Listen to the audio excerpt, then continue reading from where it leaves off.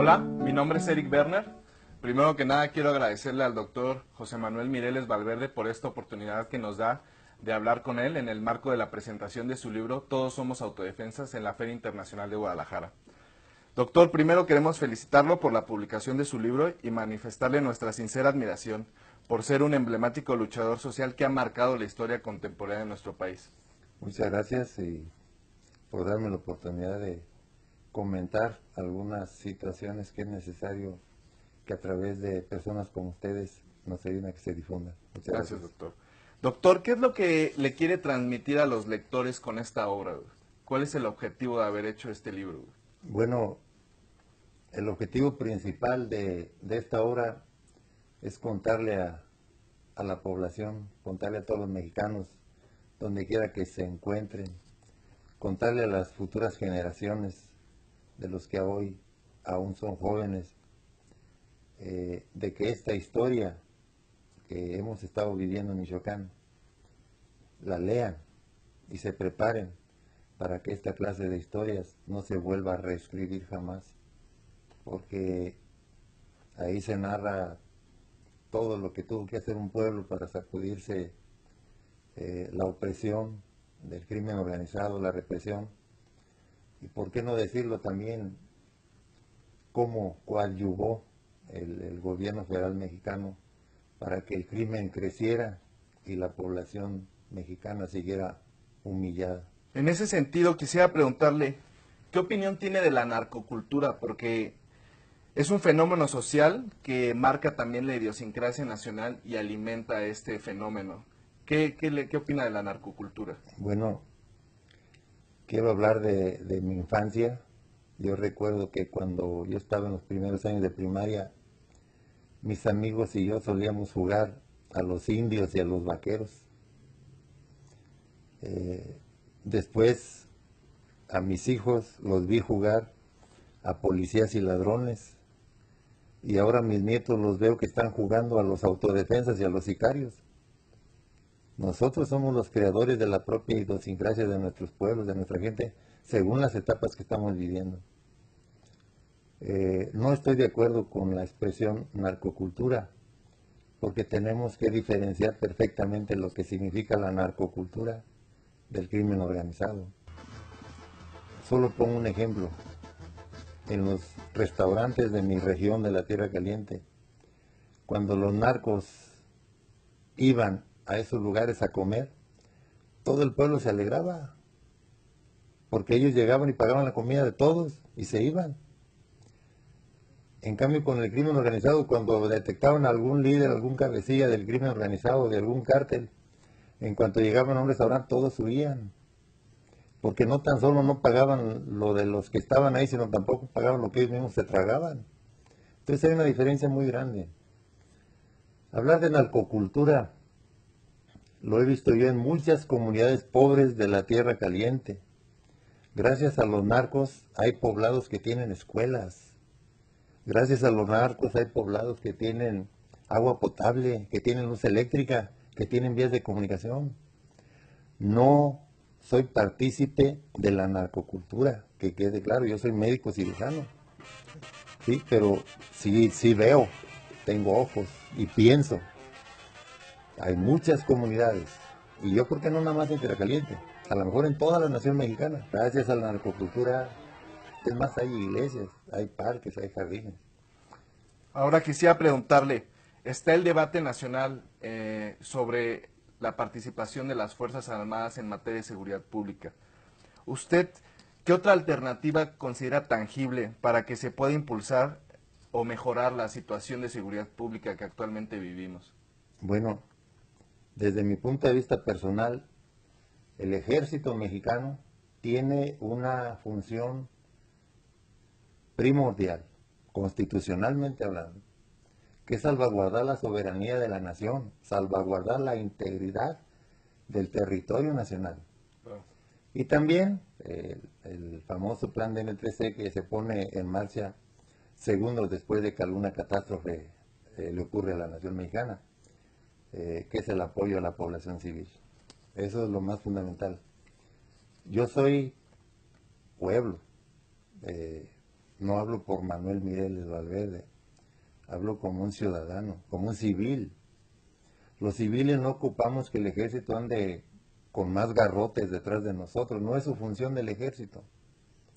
Ya dije bien claro, la función exclusiva del ejército es salvaguardar la soberanía nacional y ayudar a la población en caso de desastre. Hasta ahí llega. No tiene el ejército por qué andar haciendo funciones de policías. Sería denigrante, desde mi punto de vista, como pueblo de México, que el ejército ande tumbando puertas para buscar delincuentes. No es función del ejército, es función de los civiles, de las instituciones civiles, que para eso están constituidas. Y hay muchas. Mis respetos para el ejército. Sé que ha habido malos, pues, jefes dentro del ejército, que se han coludido con el crimen organizado, incluso con el narco. Pero la mayoría de ellos son gente noble, son gente seria que hace bien su función. Cuando empezó el movimiento social de los grupos de autodefensa, pienso que me desboqué en mis comentarios porque siempre critiqué cuando un oficial del ejército, cuando un general, cuando un jefe, nosotros lo veíamos mezclarse con el crimen organizado, con la delincuencia. Yo no hablaba de ese general o de ese. Yo generalizaba. Yo decía, todo el ejército está coludido con el crimen. No es cierto. Yo mismo soy egresado del segundo curso de educación militar básico del heroico colegio militar donde se encuentra ahorita. Cuando yo decía estas cosas, escuchaba, me hablaban mis compañeros de generación. Decían, Mireles, es que nos estás fregando a todos. Di que una parte, esto es verdadero, dice, pero si dices todo el ejército, dice, nos estás fregando a todos. Pero no pido que sean conscientes, la situación mía era muy delicada, traíamos muchísimo coraje por tanta gente y familia de nosotros que ya había sido asesinada y que nadie nos defendía. Pero sí, no estoy de acuerdo.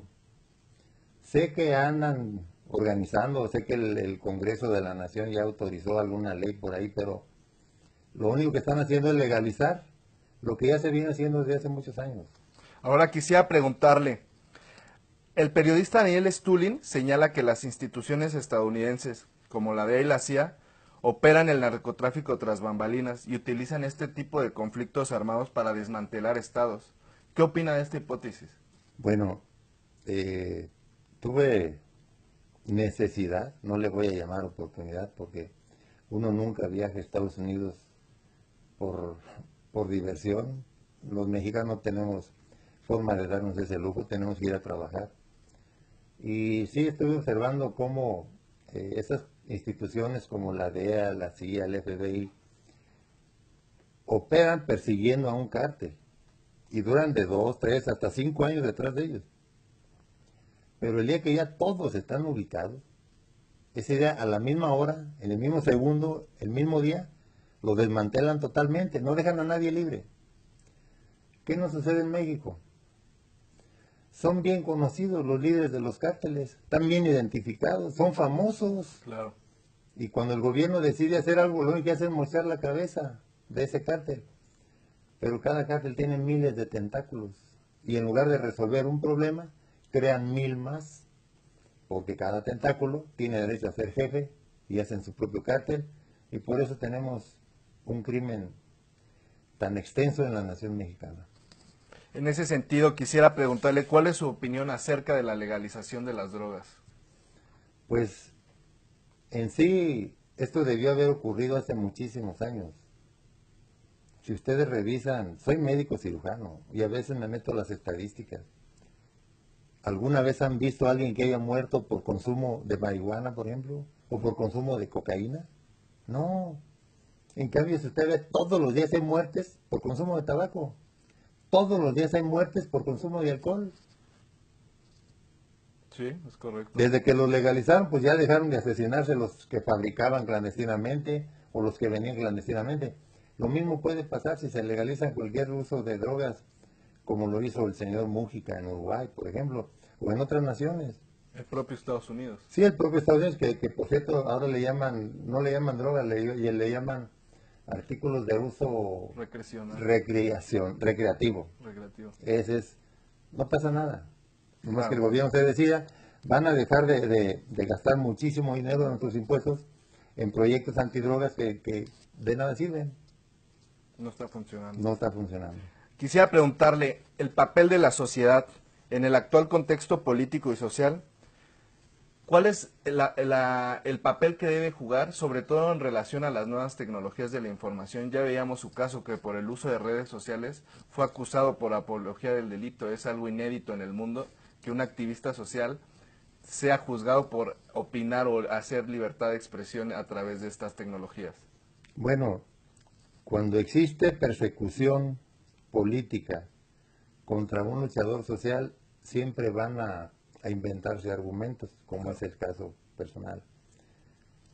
Sí hemos visto con tristeza que si hubieran ganado, porque ya la magistratura hace 4 días decreta la absolución total, si hubieran ganado la fiscalía esta acusación, entonces el gobierno mexicano tendría que construir una cárcel para 120 millones de mexicanos, porque hay más de 120 millones de mexicanos que todos los días utilizan las redes para denostar, denigrar y decirle todo su dolor a quien ellos le tienen ese resentimiento. Es verdad. Para concluir, quisiera que le enviara un mensaje al pueblo consciente de México, sobre todo a los jóvenes que han encontrado en usted a un ícono de lucha y de coraje para tomar las riendas del país. Pues en primer lugar, invito a toda la ciudadanía mexicana, a todos los jóvenes, que se preparen. Viene un cambio social en el 2018 y necesitamos que todos los jóvenes participen, jóvenes, adultos, mujeres, hombres, ya sea que vivan en el interior del país o que vivan fuera, porque México solamente nos debe importar a los mexicanos, y los mexicanos somos los únicos que podemos tomar la decisión de cómo queremos el gobierno. Yo me considero, no como José Manuel Mireles, yo me considero como pueblo de México. Voy a decir una grosería si es posible.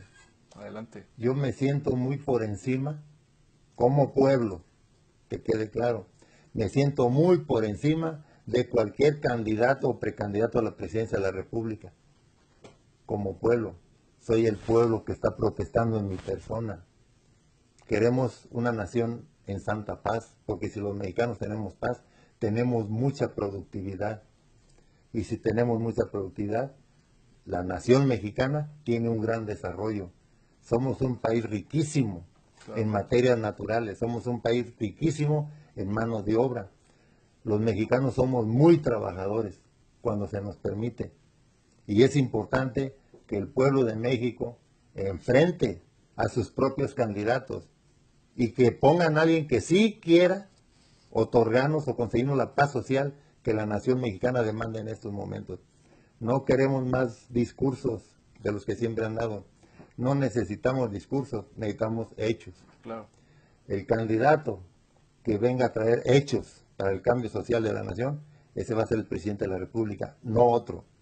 Pero que recuerde quien sea de todos los interesados, que el que manda en México es el pueblo.